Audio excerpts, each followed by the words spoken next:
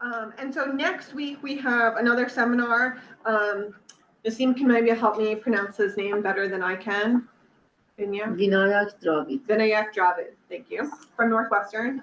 He does TEM, like electron microscopy, high entropy oxides, and it's relevant for our IRG2, which focuses on high entropy oxides, but also just really cool microscopy in general. So we're excited to have him. Seminar is going to start at 12:30 instead of 12:20 next week to accommodate some schedules.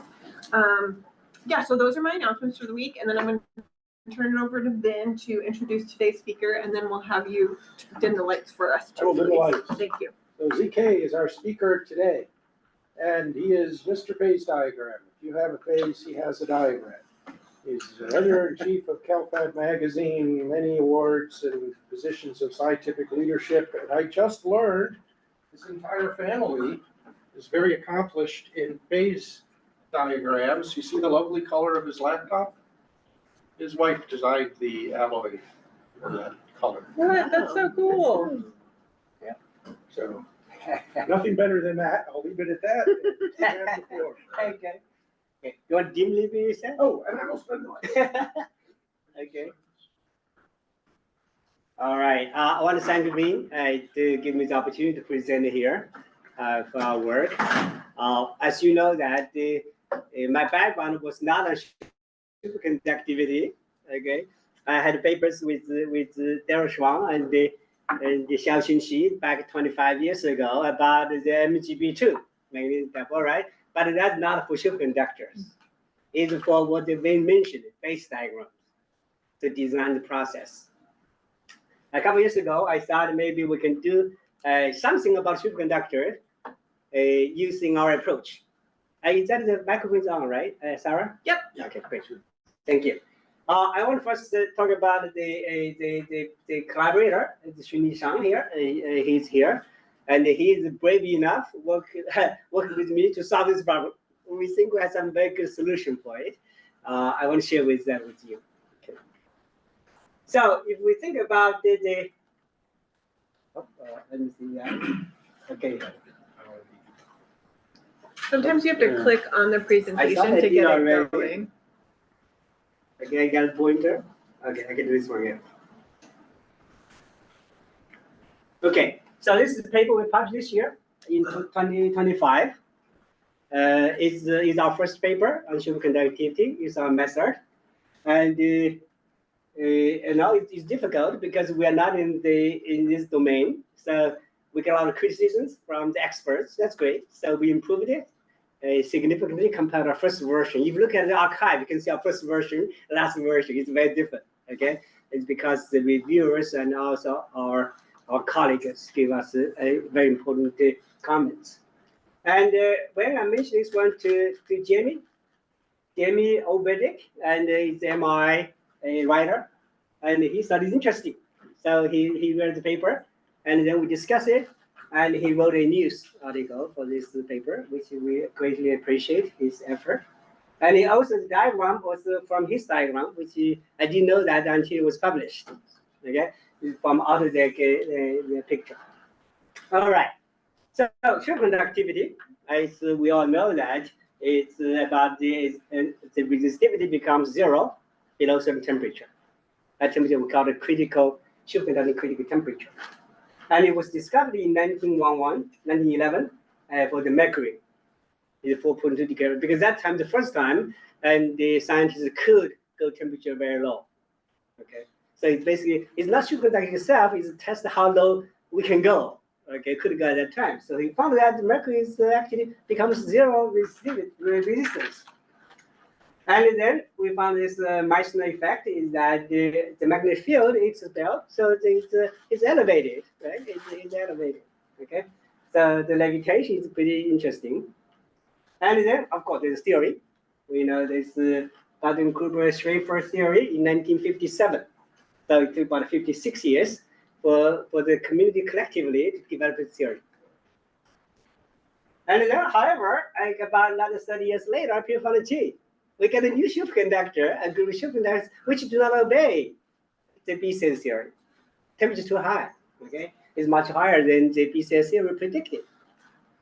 Because BCS has a maximum temperature, so to speak. And however, then we found that in 2015, you can actually find that this BCS superconductors got a very high temperature. Right? So you see, there's domain knowledge. There's some unresolved issues.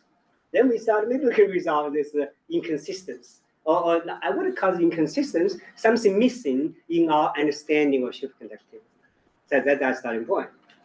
Okay, so what is our current understanding of superconductivity? Okay, we first know that it's very low temperature, and it forms the Cooper pair. The Cooper energy is very low.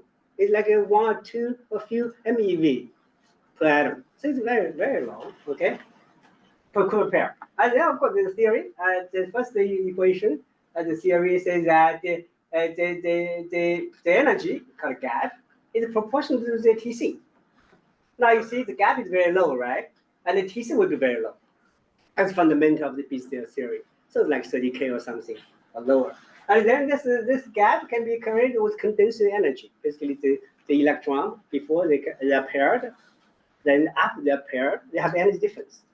Okay, that's called the condensation energy. So you can calculate again, it's proportional to the gap, and of course to TC, right? Then it's good. And then you want to solve the problem, they have the BCS inspired empirical relation. So that equation is empirical. TC correlated to the by temperature and correlated to the electron-phonon interaction. So it's based on BCS theory, but it has a lot of fitting process to get this equation. So this equation is what people use today. So from DFT, we can calculate the by temperature, right?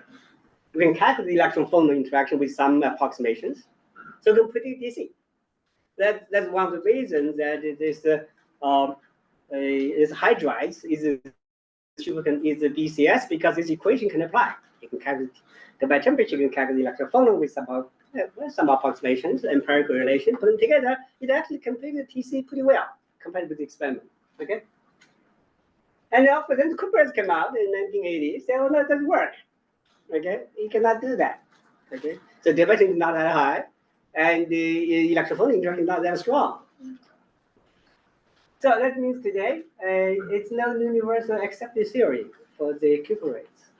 Okay, because some energy exceeds the pairing energy in BCS theory, and you cannot get this high this empirical equation to fit it.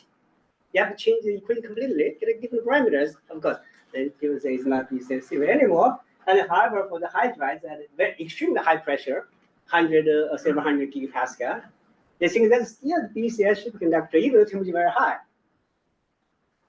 Okay, so of course you see some inconsistency here, right? You see, if you take this theory, temperature cannot be very high.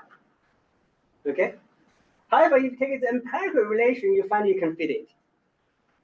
Okay, so there's some inconsistency. It's kind of fitting process, right? Fitting process. Okay. But anyway, a lot of papers published, and even it's before the experiments, they calculate a lot of hydrides shows high temperature, at high pressure you have high TC, and experiment proved it. So it's a very kind of coherent story. All right. So of course, our question is that can all superconductors be represented by the BCS theory, which I think it should, which we believe it should. Okay. So then we said, what's our approach? Well, our approach is very general, solve problem. It's called the emergency from configuration ensembles. So what does it mean? That means every system is a statistical system. Doesn't matter what it is. It's statistics, mechanics. So it means you must be able to describe it. So what it means is that every system is a statistical ensemble of configurations, some configurations, right? And then say you can calculate configurations is that when you change conditions, change temperature, change stress, change composition, you activate different configurations, change probability. Okay? Change probability. And then we need to figure out the configurations, right? That's what the hard part is. What are the configurations? How do you define the configurations? Of course, you're going to say, fortunately, about 7 years later after the BCS theory in 1964, they came out with DFT, density functional theory. What does density functional theory say? That's any system, doesn't matter how complex it is, at 0 Kelvin, it has one state configuration called a ground state configuration. Has lowest energy. Doesn't matter. Universe, actually, if you talk about universe, cosmos has ground state in principle. Okay? And of course, then at the finite temperature is not only ground state configuration, it's excited configuration. Okay, a static configuration is determined by the internal degree of freedom, even what problem you are solving. Okay, so when we start to solve this problem, we started with magnetic. We take the magnetic system configuration internal degrees of freedom is spin configurations. Okay, so that's how we start to solve the problem. And then what essentially does is put them together. So you think about the ground state configuration, then you take the excited configuration, you put them together statistically, you can predict what you observe. It's basically pretty simple. But it's important to take two domains, right? Take the quantum mechanics, take statistical mechanics. This statistical mechanics is classical statistical mechanics. So you have quantum, classical, put them together. That's how nature behaves. That's what we're saying. So that's basically our approach. Now we're going to apply this approach to superconductor. But superconductor is a system, right? I think it's a system. Okay, system. So, but however, before we go through that, we have to really understand configurations. What do you mean by configuration? I mentioned already, right? It's the ground state. That's one configuration for any system. However, before the quantum mechanics, the statistical mechanics was developed by Gibbs in 1901. People passed away in 1903. His paper was never published, actually, but he wrote this very big papers, and he made a very important observations at that time, a few observations, and based on what Maxwell, Clausius, and Boltzmann had, he developed a new statistical mechanics different from what Boltzmann had. His fundamental thing is that it's called, the quotation is exactly his words, okay? He imagined a great number of systems of the same nature. That means I have a system, but a system, this could have many systems, subsystems, you call it, with same nature. But what do we mean by same nature? But different in the configuration and the velocity, because atom moves velocity, atomic configurations, which they have at a given instant. At any moment, this configuration has different configurations, different velocity. So the system embraces all of them. So basically, system samples all those systems, and when you do measurements, you measure the average of it. What is average? Is statistic average. That's what he developed classical statistical mechanics. So that means our configurations is that it's same nature. That means all can have same nature. That means if you talk about the easy ensemble would be the canonical ensemble with MVT, because that's best you do DFT to the condensed matter theory. Okay, so that means every configuration must have the same N, that means same composition, number of atoms, same volume, same temperature. When you try to assemble them together, that's called the same nature. And of course, they have the difference, right? Difference is the internal degree of freedom. That means you could have different nuclear position, you have different polarization with spin and polar and the dipole or defects. Okay, but it must be same NVT. We put them together. Okay, so that's what we do. Oh, by the way, Gibbs specifically mentioned that his approach is different from the approach people had before.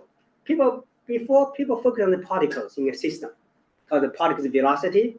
Let's say do MD simulation, where you look at the individual particles to the sample average. Okay, but he said his approach is different. Okay, is that he's looking at the whole system configuration. Okay, that's extremely different. But today, many people still using talk about particle, but they really should talk about the system. Right. So what's the DFT? I just give one slide about DFT. But I love the experts here. Actually, Jorge, when I came here, Jorge was helping me to do DFT calculation 26 years ago, 25 years ago. So DFT is really a solved Schrodinger equation. Schrodinger equation is about the behaviors of electrons and the nuclei. And the DFT is that the fundamental assumption of fundamental theory is that any system has a ground state at 0 Kelvin. Of course, you cannot do 0 Kelvin, right? You can do experiments, but there's theory with low state energy.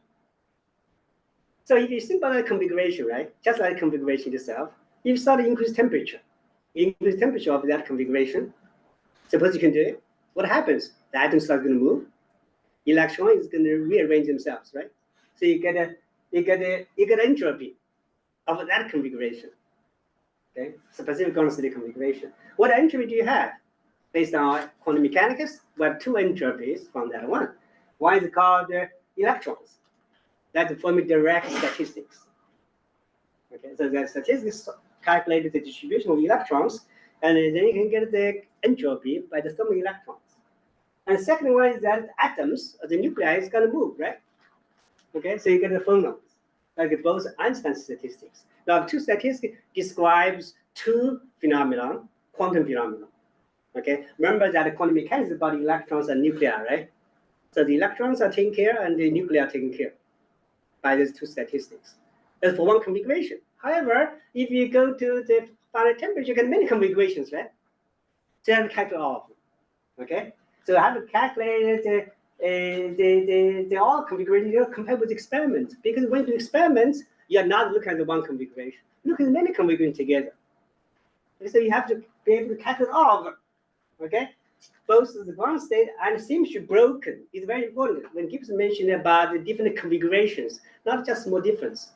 Okay, it's big difference. The configuration, the symmetry-broken configurations, and then because of we have two entropies now, Gibbs statistical mechanics has one entropy. That's configuration entropy. Now we put all the entropy together, right?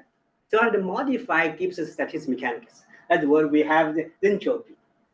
So what is entropy? That's very simple. Entropy is that we take the three entropy, put them together. So quantum mechanical calculation talk about the first two. Talk about the semi-electronic and the phonon. That's fine with a lot of calculations, but that's not sufficient. We have to also get configuration too. But if you do statistical mechanics, you don't have the last part. So the entropy is we should put all the entropy together. Three statistical mechanics combined together to describe observations. Okay, because observations we have are reflecting all of them. Okay. So that's basically we have to revise the statistical mechanics by Gibbs and put a quantum into it. That's called entropy. Of course, today is not about the entropy theory, so I just leave the one sentence for you. So what is our hypothesis for superconductivity? First, we say based on DFT, there must be a superconducting configuration at 0 Kelvin for a superconductor. If it's a superconductor, there must be a superconducting configuration at 0 Kelvin. That configuration must have the lowest energy, the ground state. The first one. Second one is that Cooper pair, right? We talk about Cooper pair. Remember, Cooper pair, the theory was developed before DFT, was 1957. DFT is 1964. So those people did not know DFT. They did not know the ground state configuration. It didn't exist at that time. But then we said, okay, if we believe DFT, if we believe the Cooper pair BCS theory, that means the Cooper pair must be able to be represented by the electron density, which is the core of DFT. Okay. But then we know that DFT can predict the electron density. So now see that. So we make a articulation that Cooper pair can be represented by unique electron density, okay, and 0 Kelvin pattern. And the DFT can predict it. Then we should put them together, right? Okay. So the reason people don't think you can do it because electron, the DFT is a one electron approximation, the density. And the Cooper pair are two electrons to put them together. One electron cannot describe two electrons, right? It cannot. But however, they should be represented by the same electron density. That's our fundamental hypothesis. Okay, then, so what is about electron-phonon interaction? At 0 Kelvin is no phonon, right? But what do we mean by phonon? Phonon basically is the disturbance, perturbation on the nuclei. That's how we do phonon calculation. We perturbate the atom, we capture the force constants, we get the dynamic matrix, we capture the phonons. Okay, that's how we do that 0 Kelvin calculation. So that means we can perturbate the nuclei. It must be symmetry-breaking perturbation. And then we enable the formation of the Cooper pair, which will be represented by the electron density. That's our hypothesis, okay? And then high TC superconductor, a hypothesis is that the Cooper pair is protected. The Cooper pair is not affected by the thermal energy because it's some kind of protection, okay? All right, so we actually our hypothesis that Cooper pair was because the Cooper pair was decoupled from the thermal vibration of the system. We got the matrix decoupling from thermal insulating. That's a hypothesis. The hypothesis actually formed in 2008 when we first get our entropy theory worked out at that time. But you know, I'm not a superconductor guy, so I didn't do anything about it. I put it on paper and put it on a note. Until 2021, I thought maybe we get more matured of our theory, and then I was review the BS program. Then I thought maybe we could do something about it. Okay, we wrote a proposal to BS. They decided to give us some money to test it. Okay, so that's why our results come up. Okay, so let's look at the experiments data we have. So it's for pure elements. The TC temperature is function of pressure. So you see you have pure aluminum, tin, lead, and bismuth, right? Obviously, many other elements, but the TP ratio, TP diagram is very few. So you can see temperature increase, pressure increase, or the TC decreases. So if you do your extrapolation, you should become zero at a certain pressure, right? Okay, so that's one case for pure elements. Now, if you look at the cuprates, they're very different. So it goes up, going down. Again, yeah, of course, much high temperature, right? You can get much high temperature to 100, 140, 60, okay? And with different doping elements. And you see, you can go down and up and up and down, all kinds of behavior, okay? Of course, again, most of the time, you go to a certain pressure, it becomes zero, okay? However, the hydrides become so different. Hydrides, it increase first, then decrease, okay? So hydrides is much high pressure. Okay, this is like 60 in this center diagram. This is 25, right? So this is pressure. This is 25, and this goes to 60, 100. This is 300. Okay, the different pressure. Okay, but the idea is that there's some system going up, some system going down. Okay, so I'll go to predict. Yes. Quick question: when you have the pressure going up, do you basically Hydrostatic pressure. hydrostatic Yeah. pressure? With diamond angle. Okay. Yeah. Okay, so we're going to do this presentation, and we can talk about the three compounds. Two parents, one, two, three cuprate. Okay. Of course, we have like 18 elements down. We did Magnetite and so forth. We can talk about some of them. Okay, let's talk about the electron-phonon interaction at 0 Kelvin. So we know that because a hypothesis that if this kind of perturbation, you're going to get superconducting configuration at 0 Kelvin if it's superconductor. Okay, so that's our fundamental assumption, hypothesis. And how to do it, right? I didn't know how to do it. Remember, I got a project in 2022. So John Purdue and Xiaoxin Xi at the Temple University, they asked me to give a talk at Temple University, talk about our entropy theory, because John Purdue thought it's an interesting idea. Let this guy come to give a talk in Department of Physics. I want to give a talk, and they talk about our method. And John said, "Oh, that's interesting. That's symmetry breaking you're talking about." And then he showed this paper to me. And his paper in 2021 talked about his R2 scan potential functions. Okay, he said at the ground state, that's very important. Okay, ground state is symmetry breaking, and a strong correlation in wave function and density functional series. Okay, that's what he realized, that R2 scan potential function is very different from PBE before completely. Of course, they call it meta GJ. So the symmetry breaking perturbation, that's the key. Then I thought, gee, we can use that one. I came back and talk with Dr. Shang and said, maybe we should do it. Okay, we should do it. The idea is that you have to symmetry breaking perturbation. Okay, let's take the FCC alumina as an example. Alumina has this TC change, right? We all know alumina's FCC, right? Okay, that means its superconducting configuration must not be FCC. You have to break the symmetry. If it's FCC, it's not superconductor. Okay, that's our fundamental hypothesis again. So then we say that means FCC, aluminum, and lead, their normal conducting configuration is NCC, it's FCC. If it's a superconducting configuration, we have to break the symmetry of FCC, because symmetry broken FCC. Okay. Of course, if you take one atom, you cannot break it, right? Typically, the FCC one atom, supercell, linear cell. So we have to do big cell. Okay. So we come back. So now we're trying to find out the superconducting configuration. Okay. So we first do high symmetry calculation, right? High symmetry calculation, and of course, then you see the result immediately later. Okay, then we say let's do symmetry breaking. But how to do symmetry breaking? That take I think it took Dr. Shang quite a while. I don't know how to do it, but we have to break the symmetry, and so it took him quite a while to figure out how to do it. Okay, then after we break the symmetry, we have the one before the symmetry breaking and after symmetry breaking. We'll do difference electron density. Then we see what is perturbation, electron-phonon interaction affected of the electron density. Okay. And that's just our routine calculation DFT. We use the VASTA with the WGJ, we did the meta GJ R2 scan, We did 18 pure elements in that paper. Again, we did only 1 or 2 before, but the collaborators said we should do more of them. So we did A1, A4, A6, A7, and we also did magnetite double, right? I think that's from the review, and we did a YBCL.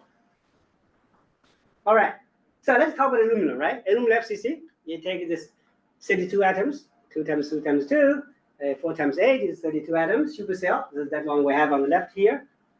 Okay, you do the calculations, you get all the atoms, all the atoms will be the ideal FCC position. If you do this relaxation, it will not go away. It will still be FCC.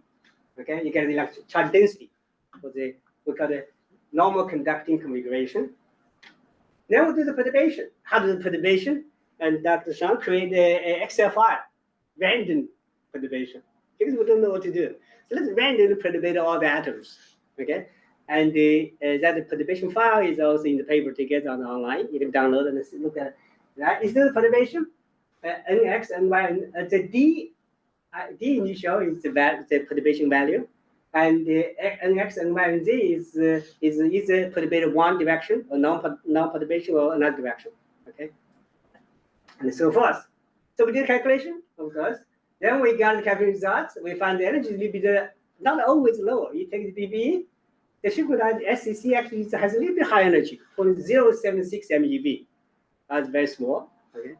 Then if you take the output scan, it's minus 1 MeV. Remember that I mentioned that the Cooper pair formation energy, the gap is about a few MeV, right? 1 MeV. It's not that big. So we think it's just uncertainty in the calculation. And then we plot the charge density of both of them. Of course, you cannot see any difference by eye. Okay. But however, if you do the difference, remember the atom moves very little, but the symmetry is broken. Okay.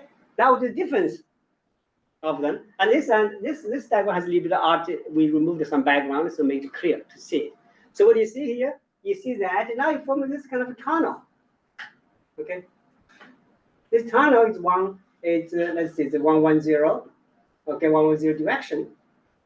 Okay, the first one, and of course, the tunnel, the plot of the tunnel depends on how you choose the electron energy difference, right? So we have to choose the difference so you can see it clearly. Okay, so again, that's information all in our published paper. And then we believe this is what happens. Now you see, you basically enhance the electron density in one particular direction because of that perturbation.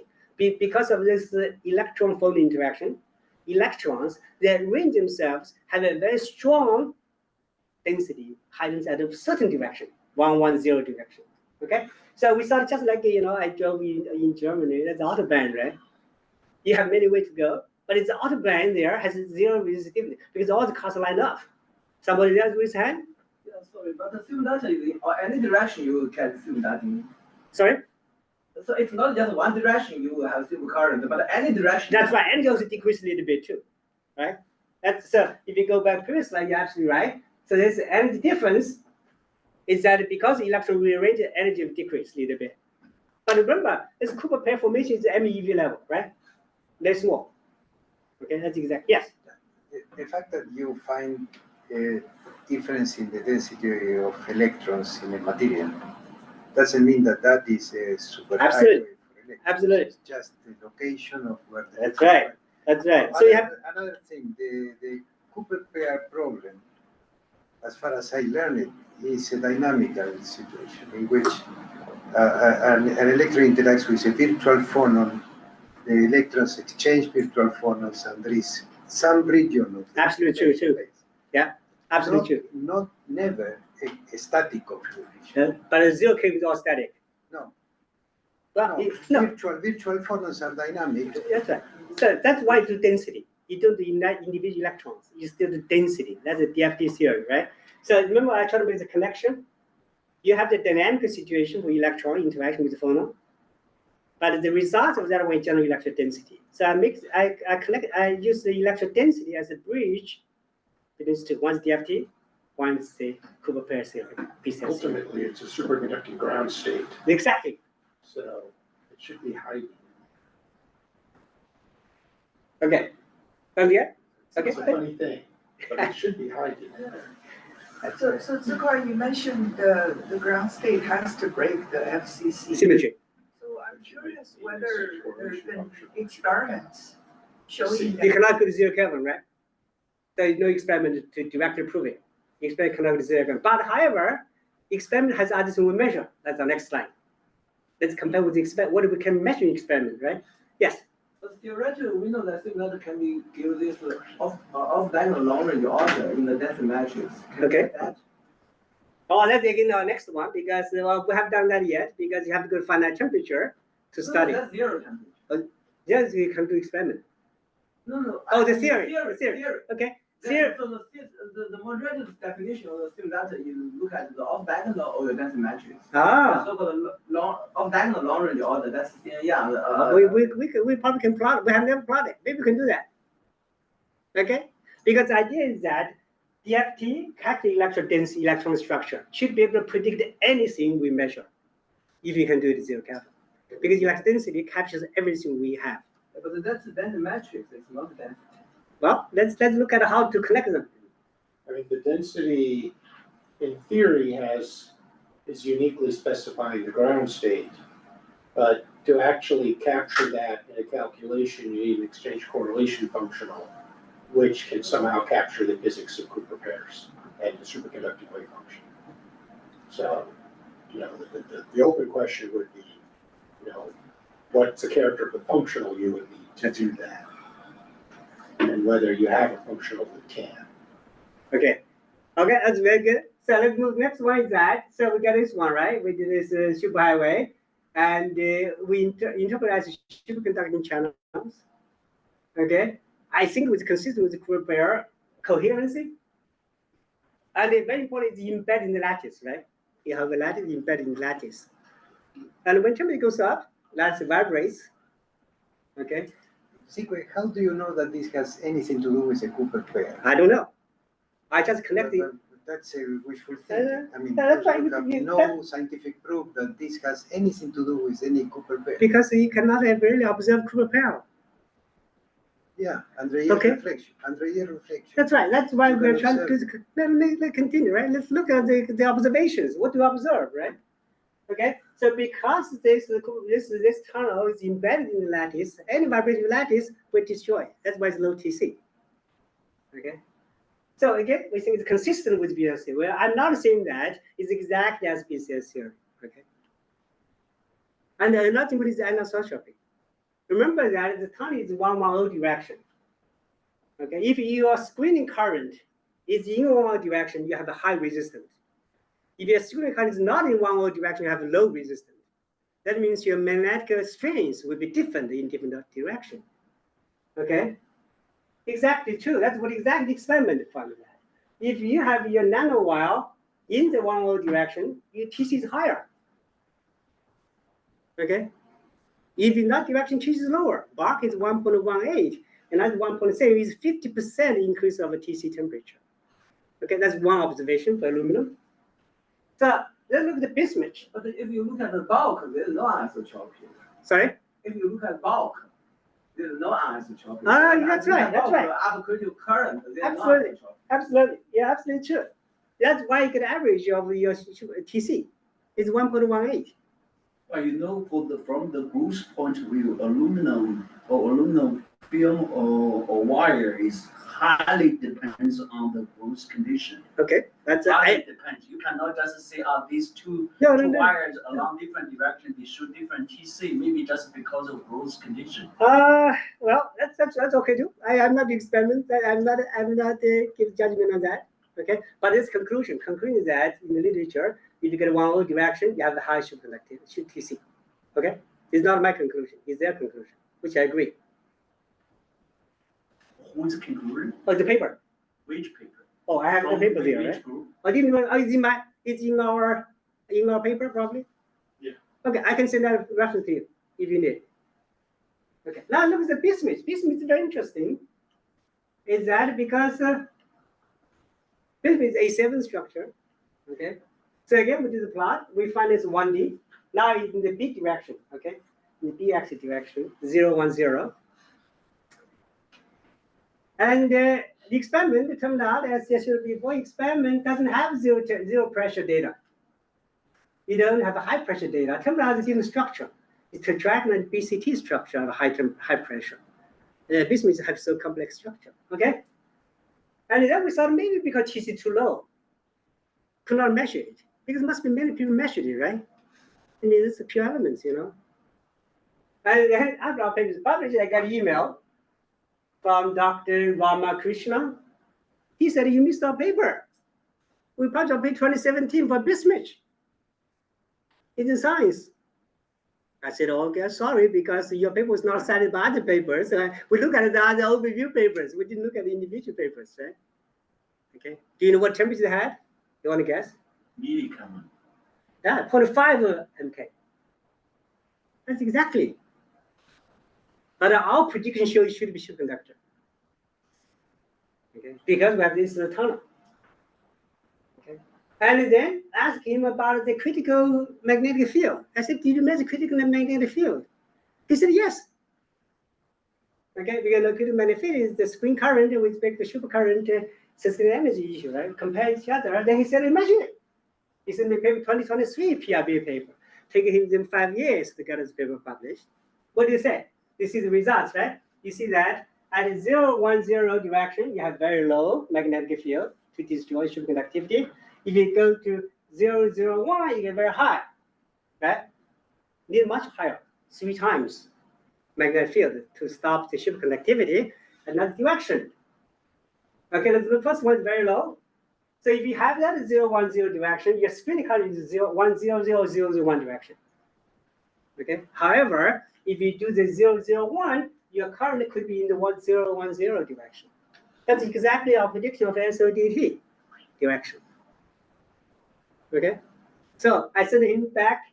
"Oh, that's great. I thank you for your paper. At least I agree with our theorem." Okay. Then I asked him, "Did you have you?" This I just realized. Then asked him, "Have you done for antimony?" Okay, that's the next slide.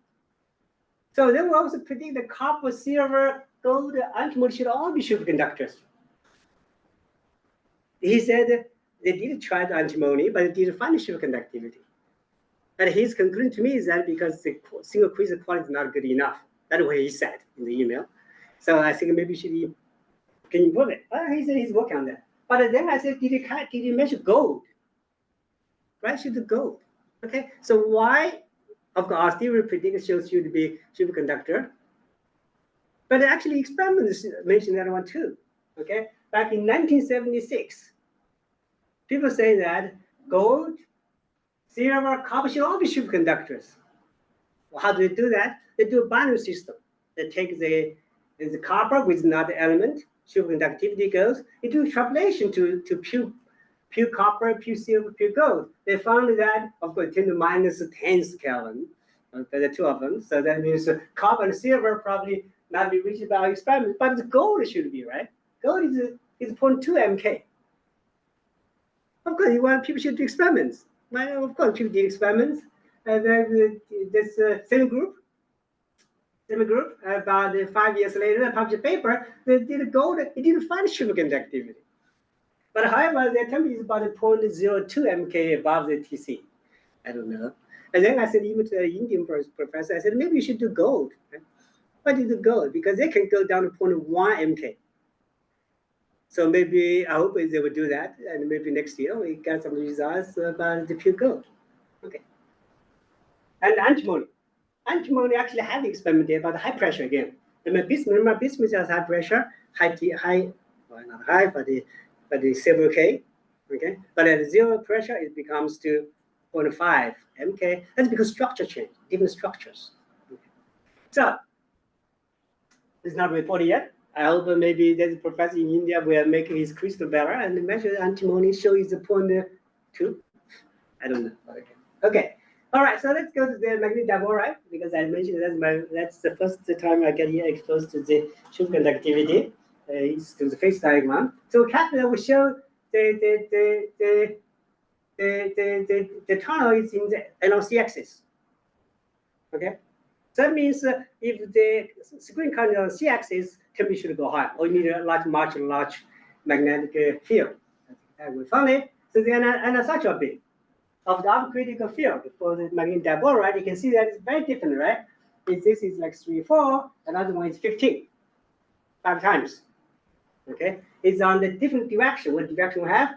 First one is the parallel C is open one is parallel C.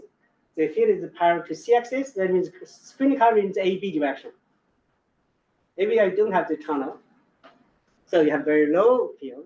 But if you turn your field to the AB direction as field symbols, then your current is along C axis. You need a much higher magnetic field to suppress the superconductivity.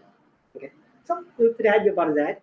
We didn't talk very much in our paper. I think we should write another paper just talk about the anisotropy. Then we look at the YBC, of course. YBC So is what do you mean current along AB and current along C? that's screen current. This is ultra plane up critical field or in plane up critical field? So that means if Most of the time in plane always greater than ultra plane. This is a general conclusion. Okay. No. What do you mean current in AB, current along C? It means they apply the current along AB. No, not applied current, screening current by the magnetic field. No, for any superconductor, upper critical field in plane and outer plane in plane always greater than outer. Aluminum has no plane. Aluminum usually amorphous the TC. Yeah, that's right. That's some crystal. Okay. Yeah. And then talk about the bismuth. There's no plane. Do you have any conclusion along AB is smaller than along C? No. No. That's because in this layer structure, the tunnel is in the AB direction, AB plane. That's why. It's not because it's because the tunnel is in the AB plane. It's the other way around. The line is orbital effect. What? Because you calculate the phonon, it shows that. Okay, that's exactly the phonon shows that. You don't have magnetic field, right? How could you do the DFT with magnetic? No, we're not the DFT for the magnetic field. This is expanded observation. Shows that in this structure, if you do the electric field, magnetic field like that, that's the observation. And as you said, the observation, the complete observation is that out of plane, in plane have different behavior. But why? Normally, just because one is because of optical effect, one is just a. Oh, that's fine. That's another interpretation. Okay, but we interpret for electron structure density. Okay, we explain that observation from the electron density. It's much more fundamental. It's much more fundamental than that. Involve magnetic field in your calculation. No, we don't. We just talk about the strains. Do you know these two values also depends on the thickness of the sample? Oh, that's could be. No, always. Okay, that's fine.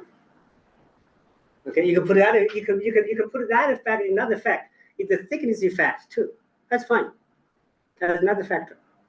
Okay. Now let's do YBCO. Okay. Again, you know that different oxygen you have different behavior. Okay. You take YBCO7, and everybody knows that you can reach the plane. You can reach the plane here. It's very flat both sides, but you get a wavy layer in the middle. You have the barrier connected between these two. Okay. That's no.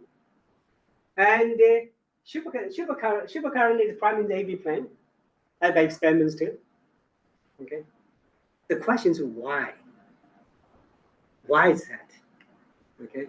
So we did that with the charge density. Again, we took the plot with the charge density between the normal conducting and superconducting charge density. We can calculate them. If not, we know that the YBCO cuprates is a whole conductor, has whole conductor contribution a lot than the electron. So the difference, we do the electron difference first. We find, what do we find?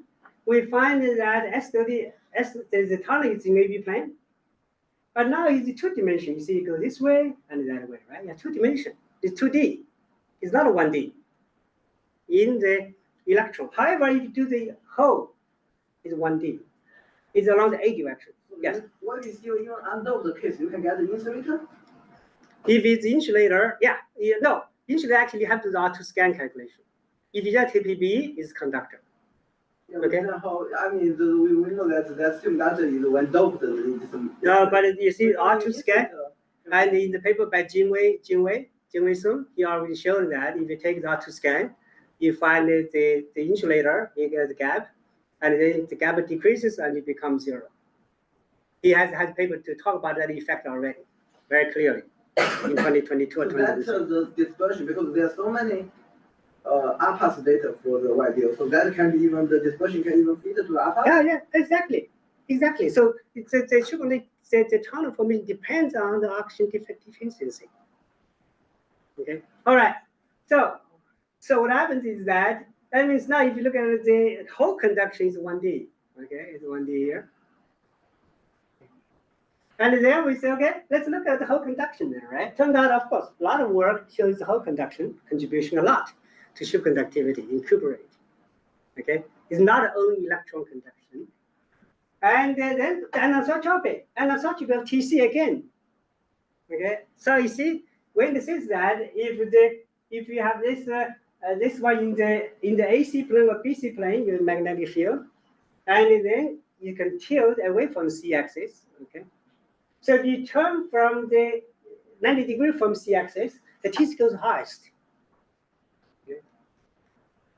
The reason because you have this tunnel in our approach. Okay, now if you look at the anisotropy, this is very extremely interesting. You look at the current anisotropy of the magnetic field, critical field. You see, if the pattern C is very low, if is A is higher, B is the highest, right? Okay. So now if it's along the C direction, the current is in the AB plane. The two planes, so it's random in the AB plane. However, if in the BC plane, the prime is along B. If along B direction, B axis direction, it has 2D. Okay. However, if it's in the AC plane, it's along the A axis. A axis is where you have the 1D. So suppose you have stronger C effect. You need a much higher magnetic field to destroy superconductivity. So it's perfectly agreement with our hypothesis. So, okay. Yeah. Okay. So that means. So the question is that why the supercuprate is protected? Okay, it's because let's go back here, right? Again, look at the wavy, right? You have wavy here, and you have very rich on both sides. So it's like it's a pontoon you have in a big ocean. Ocean is very wavy. You can destroy your superconductivity. However, you have a pontoon can go with it, so not destroy it. You have reached the bridge, the high wind will break it, but you have the wavy that is not going to break it. Okay, so how do we know that? We have the force constants. We have the force constant between all the atoms. So the key thing is that look at this copper 2. Okay, copper 2 is here with O4. It's negative. So this layer has very weak bonding with the matrix. So it's insulated from the thermal fluctuation. All right, so we call it a Pontoon structure. So that means you want to find high-temperature superconductor, it has to be layered structure, exactly what you mentioned. And it has to be a very weak bonding with the matrix, but it should not be unstable. Okay, that's what we're going to do. So I hope I made the connection between the Cooper pair and the superconductivity through the electron DFT through the electron density. Okay. And the second is that the Cooper pair is weakly bounded in all superconductors. Even in cuprate, the bonding is the same. It's still few MeV. Okay. The reason you have the high temperature is because these cuprates are protected from the thermal vibration in the low temperature superconductor. And in magnetite water, temperature goes up is because you have some protection. Okay, it becomes a layer structure. Okay, and then we said ongoing work because now it's just our first paper. Again, we have many experts on superconductors. I'm not. Okay, but I'm trying to make bring them together. So we're looking at HCD, BCC, nickel-3 team, and hydrides, the DFT calculations. Okay. Then we are going to have hypothesis for hydrides. In hydrides, the Cooper pairs are protected by high pressure. What does high pressure do? High pressure limits hydrogen vibration. It does not destroy it. Okay, so then of course we will predict the TC, and we discover high T superconductor. And then we can predict TC temperature use our entropy theory. With that one, thank you for your attention and the questions too.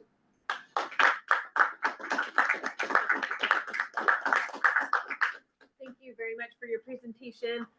We'll take questions in the room first, and if anyone online has any, just use the raise your hand function, and then I'll call on you. So questions in the room? I know we had a few real time. Do you want to switch on the light? Sure. So can you remind me, what was the input of your Hamiltonian? What did you put in there before you computed the ground? We use math, right? We take the high symmetry structure first, and we do the minimization. So we can calculate everything we want. And How do you put in the electron-phonon interaction? yeah, that's what I'm saying, right? The next thing is that we start to systematically move the atoms, move the nuclei. Okay, there'll be many of them. We calculate all of them, and we want to make sure it's symmetry breaking. It doesn't reflect to the original one, but it's stable. Here, your symmetry breaking is very crystal symmetry broken or real symmetry broken. Sorry. So we have many different symmetry in the system. So what is symmetry broken you are talking Oh, about? symmetry is not FCC anymore. That's a crystal symmetry broken. Yeah, that's right. So we talk about We the talk about not a crystal symmetry. no, electron-phonon is about the nuclear. Phonon, nuclei. Okay.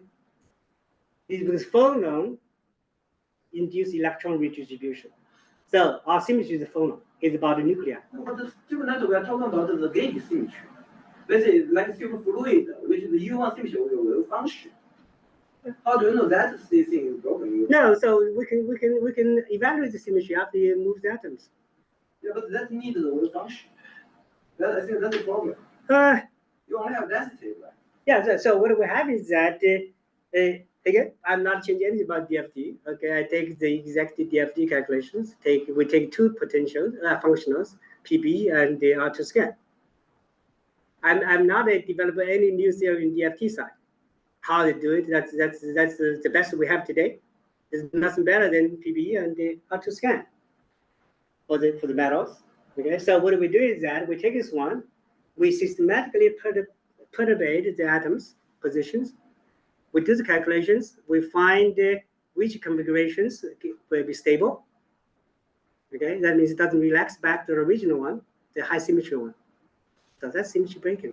Yeah, but that's not what we talk about in the symmetry breaking. Still that's what I'm saying. Well, for example, when you talk about John Purdue, they talk about symmetry breaking wave function. That's different.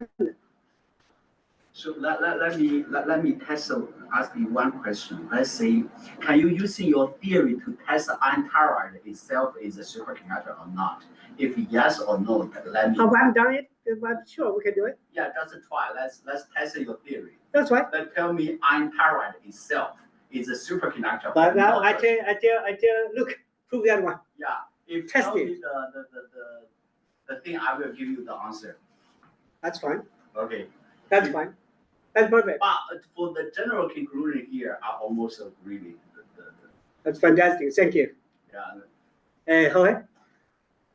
You're not using DFT, you're using Constant DFT. That's right. That means your electrons are always in a Slater determinant configuration, I agree. which doesn't have any correlation whatsoever. Does it? So how, by moving the atoms a little bit, do you get 2 points. any information about the superconductor? There are 2 points. Okay, that's an absolute point. That's why since DFT, we don't see DFT can do quantum superconductor. I agree. That's the exact arguments you have. However, there are 2 points. First is that the DFT theory itself is exact in 1964 paper. When We they don't finish. have any program that Yeah. runs that. I know. You cannot use it Yeah. because it's a nirvana. It doesn't exist. Okay. So, There's nothing better than that today. Okay. well, but That doesn't mean that can describe still that is it's a product wave function. Okay, that's first So one, there's right? no correlation whatsoever. There's no copper pair correlation. There is Absolutely, 100 agree, 100% agree. I have nothing like that. Okay, there's no thing. Okay, that's no in the community. Okay. However, if we believe DFT should make sense, the electron density distribution predicted by DFT must be reasonably correct. If you have something better than Constant, maybe, but we don't have. But we won't have constant. Yeah, it Okay, doesn't. It doesn't. that's right. But we want to have to move science forward. Okay. Second is that Remember, Constant, we are minimizing within the subspace of densities that can be represented by Slater determinants. that's right. And the superconducting wave function cannot be written as a Superconducting is conducting. So that means charge density of a superconductor cannot be represented Why? in current implementations of DFT. Why? Because all of them use Concham, which is a Slater determinant.